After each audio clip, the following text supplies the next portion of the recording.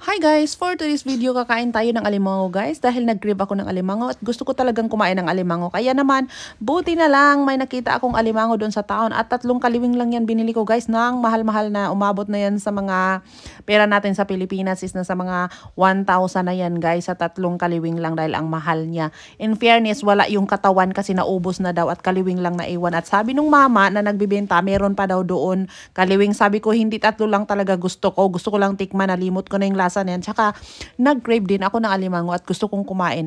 In fairness guys, napakahirap talaga buksan yung alimango na yan dahil napakatigas talaga ng yung ano niya, yung shell, sobrang tigas. Wala na atang tatalo sa mga ibang alimango. Yan ay yung pinakamatigas na alimango na natikman ko guys. At in fairness, nagkaroon pa ng sugat yung kamay ko kakabukas niyang shell na yan. At tinudod ko na ng lahat-lahat. Ang hirap talaga buksan. Buti na lang na-open din na sa wakas.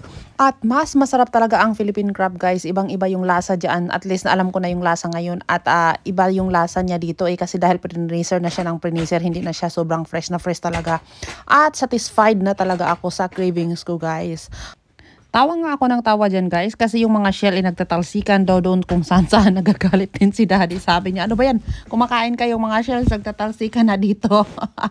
So sobrang nakakaano din siya na kumakain ako ng ganyan. Meron din si daddy hindi rin kasi kumakain yan. So parang hate na hate niya pag kumakain ako ng mga ganyan dahil ano daw, parang ano sa kanila kasi parang natatakot sila kumain ng ganyan. Tsaka meron din kasi siyang allergy sa mga ganyang seafood na yan. So ako lang talaga yung kakain ng mga ganyan guys dito sa bahay. So wala akong kasalo, ako lang. So in fairness, 3 lang din naman yung kaliwing na yan. Kaya okay na yan kasi ako lang naman ang kakain. At satisfied, cravings na talaga ako guys. At yun lang guys, maraming salamat sa inyong panonood. Thank you for watching. Please share my video.